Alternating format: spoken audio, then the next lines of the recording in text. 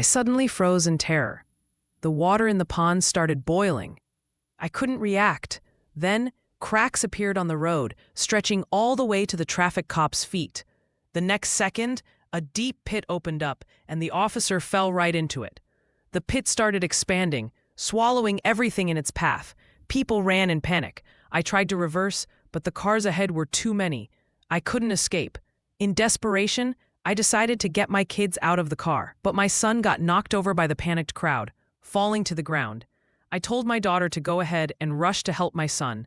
I ran a few steps, but then saw my son swallowed by the pit. In that moment, my heart shattered, but the pit kept growing, and it was coming closer. I tried to run, but it was too late. I was about to fall in, when suddenly, a hand grabbed me. It was my daughter.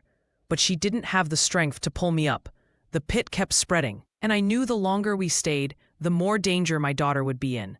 I couldn't bear to drag her down. After a painful goodbye, I let go of her hand and willingly fell into the pit. I fell, until I saw a flash of green light pulling me in. When I opened my eyes, I found myself in a desolate world. A strange green light hovered above me, but I didn't have time to think. I needed to find my son. I pulled out my phone, but there was no signal. Confused, I didn't stop. I kept searching. Then, a thick smoke caught my attention. I hurried over and found a group of people who had fallen into the pit. I found my son and sighed with relief. We hugged, overjoyed that we were both alive. But then a giant wolf appeared from the trees. It was 3 times the size of a normal wolf. The wolf charged at us, and my son and I ran for our lives. It wasn't the only one. More wolves flooded the area, attacking the survivors. I saw people fighting back, but they were no match for the wolves, quickly torn apart in the chaos. My son was knocked down by a wolf.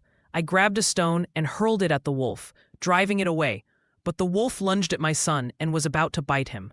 Just then, a man fired a gun, killing the wolf and saving us. The wolves retreated.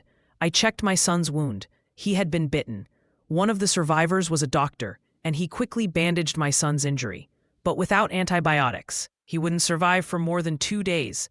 I was deep in thought when suddenly I remembered the ambulance. When the pit opened, an ambulance had fallen too, and it probably had medical supplies. The doctor agreed to go with me to find it. We called Jack and moved carefully, keeping an eye out for beasts. Fortunately, we found the ambulance. Just as the doctor grabbed the supplies to leave, I saw something terrifying. The mountains looked exactly like the Hollywood Hills. That meant we were still in Los Angeles. We hadn't crossed into another world. The doctor and Jack were stunned.